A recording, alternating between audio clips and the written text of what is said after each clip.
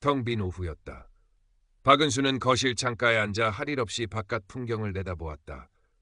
경기도 외곽의 단독주택, 남편과 함께 가꾸던 정원은 이제 그녀 혼자 관리하기엔 버거워 조금씩 황량한 기운을 내비치고 있었다. 은퇴한 초등학교 교사, 평생 아이들의 제잘거림과 분필 가루 속에서 살았던 그녀에게 갑자기 주어진 이 고요함은 때로 감옥처럼 느껴졌다. 자식들은 모두 출가하여 각자의 삶을 꾸리느라 바빴다. 가끔 걸려오는 안부 전화는 짧고 의례적이었으며 그마저도 점점 뜸해지는 것을 그녀는 애써 모른 척했다. 엄마, 별일 없으시죠? 바빠서 자주 못 찾아뵈서 죄송해요. 딸 수진의 목소리는 늘 분주함에 젖어 있었다. 괜찮다고, 너희들 잘 살면 그만이라고 대답하면서도 은수는 마음 한구석이 시큰했다. 혼자 차리는 저녁상은 늘 반찬 가짓수보다 외로움이 더 컸다. 무료함을 견디다 못한 어느 날, 은수는 우연히 광고에서 본 시니어 온라인 커뮤니티 은빛 마당에 가입했다. 젊은 시절 문학 동아리 활동을 했던 기억을 더듬어 서툰 솜씨로 짧은 시 한 편을 올렸다. 익명성에 기댄 소심한 자기 표현이었다. 며칠 뒤 다니엘이라는 닉네임의 사용자로부터 쪽지가 도착했다. 박은수 선생님의 시, 잘 읽었습니다. 메마른 사막에서 오아시스를 만난 기분입니다. 다니엘은 자신을 중동 분쟁 지역에 파병된 한국계 유엔 평화유지군 소속 군의관이라고 소개했다. 그의 첫인상은 정중하고 지적이었다. 은수는 얼마 만에 느껴보는 타인과의 의미 있는 소통인지 가슴이 살짝 두근거렸다. 그날부터 다니엘과의 대화는 은수의 일상에 스며들었다. 매일 밤 스마트폰 너머로 들려오는 그의 다정한 목소리는 그녀의 메마른 시간에 단비가 되었다. 다니엘은 은수의 지난 교직 생활을 존경한다고 했고 그녀가 잊고 지냈던 문학적 감성을 일깨워주는 대화를 이끌었다. 그는 은수의 젊은 시절 꿈과 열정에 대해 물었고 그녀는 수십 년 만에 처음으로 누군가에게 자신의 속 깊은 이야기를 털어놓았다. 은수 씨, 당신의 이야기는 한편의 아름다운 서사시 같아요. 당신 같은 분을 알게 된 건 제게 큰 행운입니다. 다니엘의 칭찬은 달콤했다. 남편이 살아있을 때도 아이들이 어렸을 때도 들어보지 못했던 종류의 찬사였다. 은수는 밤늦도록 그와 메시지를 주고받으며 소녀처럼 설레었고 아침에 눈을 뜨면 그의 안부 메시지가 와 있기를 기대했다. 그의 프로필 사진 속 남자는 늠름한 군복 차림에 부드러운 미소를 띤 40대 후반의 백인 남성이었다. 사진만 봐도 왠지 모를 신뢰감이 느껴졌다. 다니엘은 자신의 봉사활동 사진이라며 현지 아이들과 함께 찍은 사진을 보내주기도 했고 아름다운 사막의 노을 사진을 공유하며 이 아름다운 풍경을 언젠가 은수 씨와 함께 보고 싶습니다라고 속삭였다. 은수의 생일에는 비록 멀리 있지만 마음만은 늘 당신 곁에 있습니다. 생일 진심으로 축하드려요라는 감동적인 메시지와 함께 화려한 온라인 꽃다발 이미지를 보내왔다. 은수는 그 이미지를 몇 번이고 다시 보며 눈시울을 붉혔다. 어느 날 밤 다니엘의 목소리가 유난히 지쳐 있었다. 은수 씨, 이곳 통신 사정이 너무 열악해서 곧 연락이 끊길지도 모르겠어요. 위성 전화 카드가 있으면 계속 연락할 수 있을 텐데 구하기가 쉽지 않네요. 은수는 덜컥 겁이 났다. 이 소중한 연결이 끊어진다고 생각하니 앞이 캄캄했다. 다니엘 씨, 제가 혹시 도와드릴 방법이 없을까요? 아닙니다, 은수 씨. 부담 드리고 싶지 않아요. 하지만 정말 작은 금액이라도 괜찮다면. 다니엘은 5만 원 상당의 온라인 기프트 카드를 조심스럽게 부탁했다. 은수는 잠시 망설였다. 생면부지의 사람에게 돈을 보낸다는 것이 마음에 걸렸지만 그와의 소통이 끊길지도 모른다는 두려움이 더 컸다. 결국 그녀는 떨리는 손으로 기프트 카드를 구매해 그의 이메일로 전송했다. 정말 감사합니다, 은수 씨. 당신 덕분에 숨통이 트였어요. 이 은혜는 절대 잊지 않겠습니다.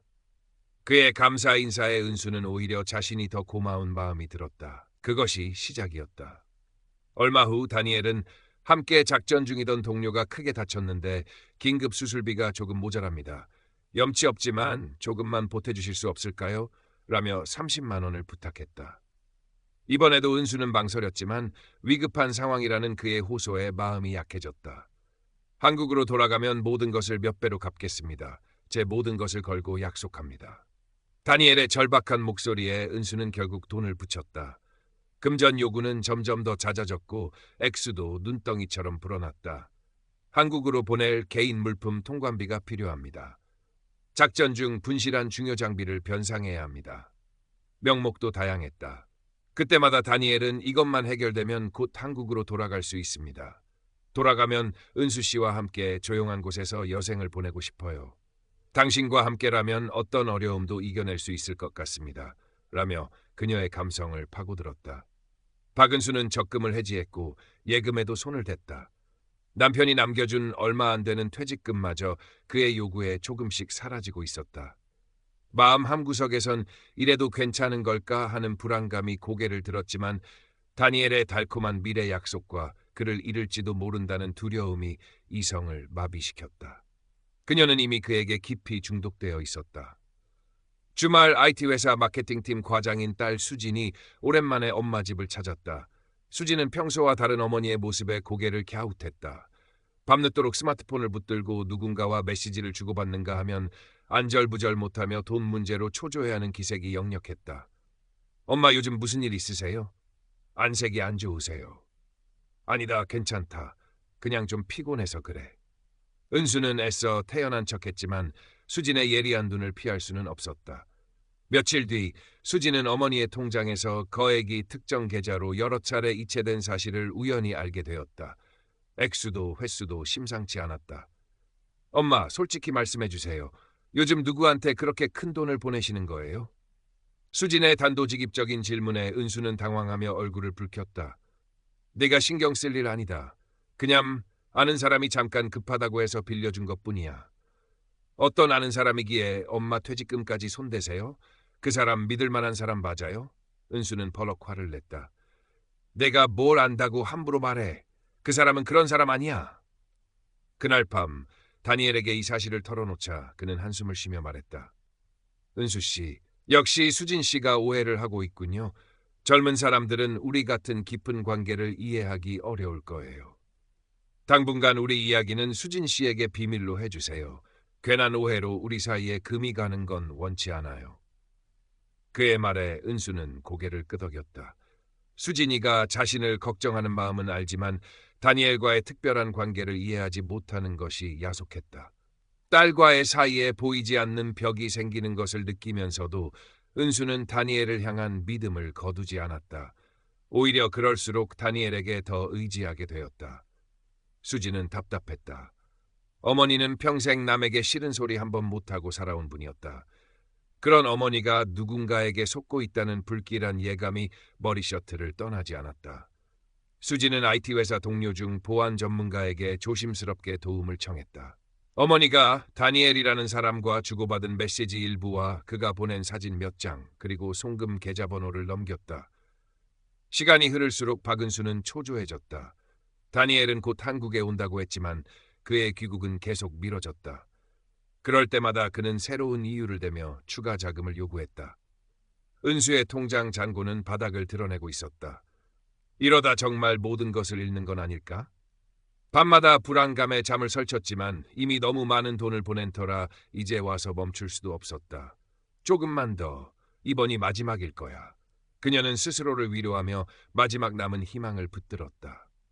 어느 날 다니엘로부터 다급한 연락이 왔다. 은수 씨, 드디어 한국으로 돌아갈 수 있게 되었습니다. 하지만 마지막 행정 절차와 비행기 표를 구입하는 데 큰 돈이 필요해요. 이것만 해결되면, 정말 이것만 해결되면 바로 당신에게 달려갈 수 있습니다. 제발 마지막으로 한 번만 더 저를 도와주세요. 그는 박은수에게 남은 퇴직금 전부를 요구했다. 평생 교직에 몸담으며 한 푼 두 푼 모아온 그녀의 노후를 책임질 마지막 보루였다. 은수는 온몸의 피가 차갑게 식는 것을 느꼈다. 이걸 보내면 정말 끝이었다. 하지만 동시에 이것만 보내면 그토록 그리던 다니엘을 만날 수 있다는 강렬한 희망이 그녀를 사로잡았다.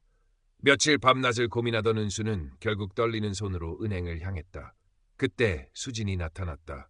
마치 모든 것을 알고 있었다는 듯 절박한 표정으로 어머니의 팔을 붙잡았다. 엄마, 안 돼요.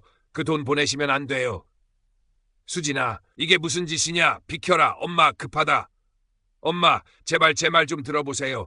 그 사람 사기꾼이에요.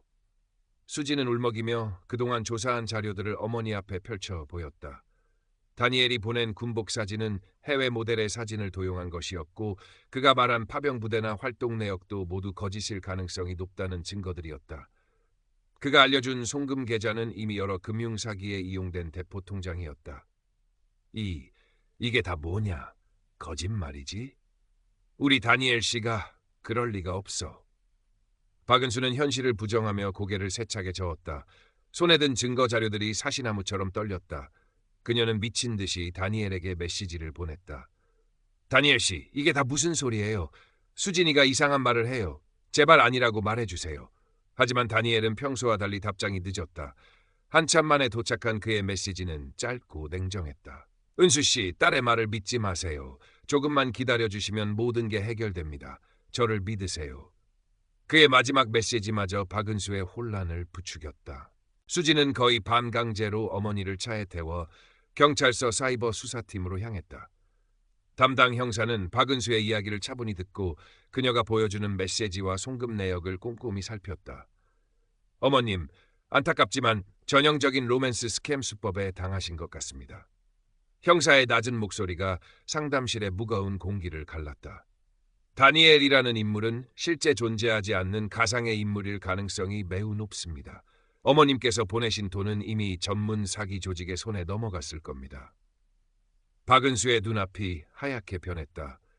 그동안 그녀가 쌓아 올렸던 모든 희망과 믿음, 설렘과 기대가 한순간에 산산조각 나는 소리가 들리는 듯했다. 그녀는 아무 말도 하지 못하고 그 자리에 주저앉아 오열했다. 수십 년 동안 꾹꾹 눌러왔던 외로움과 서름이 한꺼번에 터져나왔다. 자신의 어리석음과 순진함에 대한 자책감, 그리고 인간에 대한 깊은 배신감에 온몸이 떨렸다. 정성껏 가꾸던 정원의 꽃들이 한꺼번에 시들어버린 듯한 절망감이었다. 경찰 수사가 시작되었지만 다니엘, 즉 사기꾼 최수혁은 이미 자취를 감춘 뒤였다. 그는 해외 서버를 이용하고 대포폰과 대포통장을 사용하며 치밀하게 움직였기에 추적이 쉽지 않았다. 박은수가 보낸 돈은 대부분 회수 불가능하다는 절망적인 통보가 이어졌다. 그날 이후 박은수는 방 안에 틀어박혀 식음을 전폐했다. 밤에는 악몽에 시달렸고 낮에는 멍하니 창밖만 바라보았다. 거울에 비친 자신의 모습은 낯설고 초라했다. 평생을 반듯하게 살아왔다고 자부했는데 한순간에 어리석은 노인네로 전락한 것 같아 견딜 수 없는 수치심이 밀려왔다. 모든 것이 자신의 잘못인 것만 같았다. 내가 바보였어. 어떻게 그런 말도 안 되는 거짓말에. 그녀는 가슴을 치며 자책했다. 수지는 그런 어머니 곁을 묵묵히 지켰다. 회사를 잠시 휴직하고 하루 종일 어머니 곁에서 말벗이 되어주고 억지로라도 음식을 먹였다. 엄마 잘못 아니에요. 엄마의 외로운 마음을 이용한 그놈이 나쁜 거예요. 누구라도 당할 수 있었어요. 수진의 진심 어린 위로에도 박은수의 마음은 쉽게 열리지 않았다. 하지만 딸의 따뜻한 손길과 변함없는 눈빛은 얼어붙었던 그녀의 마음에 아주 조금씩 온기를 불어넣고 있었다. 어느 날 수진은 어렵게 로맨스 스캠 피해자 자조 모임 정보를 구해와 어머니에게 건넸다. 엄마 혼자 끙끙 앓지 말고 비슷한 아픔을 가진 사람들이랑 이야기라도 나눠보는 게 어때요? 박은수는 처음에는 완강히 거부했다. 자신의 치부를 다른 사람에게 드러내는 것이 두려웠다. 하지만 수진의 간곡한 설득에 마지못해 모임에 한번 나가보기로 했다. 작은 상담실에 모인 사람들은 저마다 다른 사연을 가지고 있었지만 그들의 눈빛에는 박은수와 같은 깊은 상실감과 아픔이 어려 있었다. 처음에는 입을 떼기조차 어려웠지만 용기를 내어 자신의 이야기를 털어놓자 여기저기서 공감의 탄식과 위로의 말들이 건네졌다. 그 순간 박은수는 자신이 혼자가 아니라는 사실에 울컥 눈물을 쏟았다. 그동안 겹겹이 쌓여있던 수치심과 죄책감의 무게가 조금은 가벼워지는 것을 느꼈다. 시간이 약이라는 말처럼 박은수의 상처는 더디지만 조금씩 아물어갔다. 물론 잃어버린 돈과 시간, 그리고 산산조각 난 신뢰는 쉽게 회복되지 않았다. 하지만 그녀는 더 이상 자신을 어리석다고만 탓하지 않았다. 외로움에 기댄 인간적인 마음을 악용한 범죄의 피해자임을 받아들이기 시작했다. 어느 봄날 박은수는 수진의 도움을 받아 시니어 대상 디지털 금융 사기 예방 교육 프로그램의 자원봉사자로 참여했다. 처음에는 망설였지만 자신의 경험이 다른 누군가에게 작은 도움이라도 될 수 있다면 좋겠다는 생각에서였다. 떨리는 목소리로 자신의 피해 사례를 이야기하자 강당을 가득 메운 노인들의 눈빛이 진지해졌다. 강의가 끝난 후 몇몇 사람들이 다가와 선생님 덕분에 큰 경각심을 갖게 되었습니다. 정말 감사합니다라며 손을 잡아주었다. 그 순간 박은수는 잊고 지냈던 교사로서의 보람과 함께 자신의 아픔이 의미 없는 것이 아니었음을 깨달았다. 집으로 돌아온 박은수는 오랫동안 방치했던 정원으로 나갔다. 잡초가 무성하고 꽃들은 시들어 있었지만 구석진 곳에서 작은 새싹 하나가 힘겹게 고개를 내밀고 있는 것을 발견했다. 그녀는 조심스럽게 새싹 주변의 잡초를 뽑아주고 물을 주었다. 아주 작은 희망의 씨앗처럼 느껴졌다. 온라인 세상의 화려한 환상은 잿더미처럼 사라졌지만 그 잿더미 속에서 박은수는 진정한 소통의 의미를 다시금 깨닫고 있었다.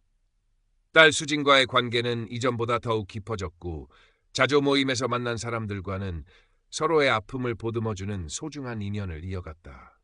그녀의 삶은 여전히 상처의 흔적을 안고 있지만 그 안에서 새로운 의미와 작은 기쁨들을 찾아가며 천천히 그러나 분명히 앞으로 나아가고 있었다. 텅 비었던 오후의 창가에는 이제 따스한 햇살과 함께 작은 희망의 그림자가 드리워지고 있었다.